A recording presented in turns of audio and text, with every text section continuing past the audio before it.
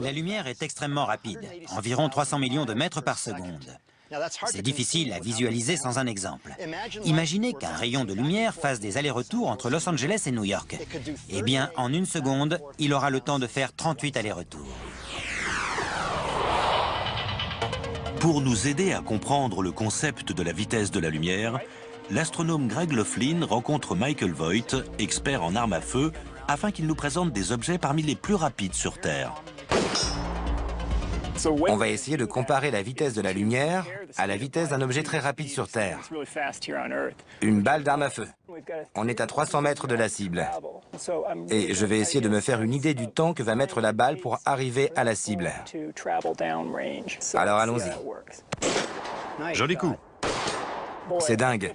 À l'instant où j'ai appuyé sur la gâchette, la balle a touché la cible. Impossible de percevoir le temps de trajet.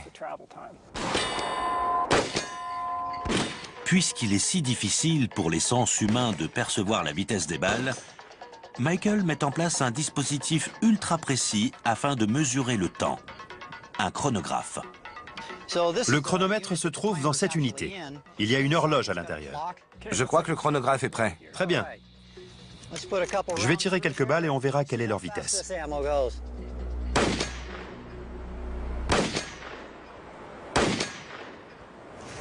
Alors? Ça fait 1309 mètres par seconde, c'est-à-dire 5000 km par heure. C'est rapide, hein? Carrément, ça fait un peu plus d'1 km par seconde, c'est-à-dire 4 fois la vitesse du son. Je suis vraiment impressionné. Mais c'est dérisoire en comparaison de la vitesse de la lumière.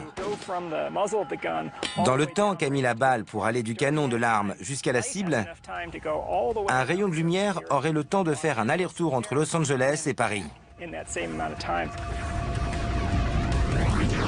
Avec ses 300 millions de mètres par seconde, la lumière pulvérise tous les records de vitesse qu'on puisse observer sur Terre. La vitesse de la lumière ne m'évoque pas grand-chose, puisque même les 300 millions de mètres que parcourt la lumière en une seconde sont difficiles à appréhender. La vitesse de la lumière est si extrême par rapport aux vitesses qu'on a sur Terre qu'il nous faut prendre la lumière et la ralentir pour vraiment comprendre la différence. Pour cela, revenons-en à la balle de revolver. À près de 5000 km/h, son temps de déplacement est à peine perceptible. Si la lumière se déplaçait à cette vitesse-là, à quoi ressemblerait le monde autour de nous avec des vitesses réduites à la même proportion? Prenons l'exemple d'un avion de ligne. Il se déplace à peu près à 960 km/h. Mais si la lumière se déplaçait à la vitesse d'une balle de revolver, quelle serait la vitesse de l'avion? Si l'on prend une échelle où la vitesse de la lumière est de 5000 km par heure et que l'avion se cale sur cette échelle, alors il lui faudra 1 minute pour parcourir 7 cm. Un avion F-15 peut atteindre la vitesse de Mach 2,5, c'est-à-dire plus de 2400 km par heure. Mais à notre échelle réduite, en 1 minute, il ne parcourrait que 17 cm. Et qu'en serait-il des balles d'armes à feu, justement?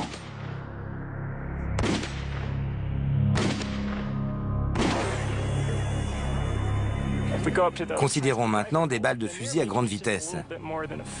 Eh bien, elles parcourront à peu près 33 cm en 1 minute, si l'on prend une échelle où la lumière se déplace à 5000 km par heure. Dans la réalité, c'est la moitié de la vitesse de déplacement d'un escargot. Mais ce n'est pas tout. Dans le cosmos, la plupart des corps se déplacent à des vitesses qu'on a du mal à appréhender. Le mouvement, c'est la base de l'univers. On pourrait avoir l'impression d'être immobile, et c'est le cas si l'on prend le Sol comme référentiel. Mais la Terre tourne autour du Soleil, le Soleil tourne autour du centre de notre galaxie, et notre galaxie aussi est en orbite à l'intérieur de notre groupe de galaxies. Et tous ces différents corps se déplacent à très grande vitesse. La Terre tourne autour du Soleil à une vitesse d'environ 100 000 km/h. À cette vitesse, il ne nous faudrait qu'1 heure pour faire plus de 2 fois le tour de la Terre. Notre Soleil tourne autour du centre de la Voie lactée à la vitesse de 777 000 km par heure. Et la Voie lactée elle-même se déplace dans l'espace à plus de 2 millions de kilomètres par heure. Mais la lumière, elle, est encore 600 fois plus rapide que ça. Les faits sont donc là. Nous vivons au ralenti par rapport à la nature du cosmos. Aucune technologie moderne n'est comparable, même de loin, à la vitesse de la lumière. Si l'on voyage à la vitesse d'un avion de ligne, c'est-à-dire 1 million de fois plus lentement que la lumière, il nous faudrait à peu près 4 millions d'années pour nous rendre sur l'étoile la plus proche du Soleil.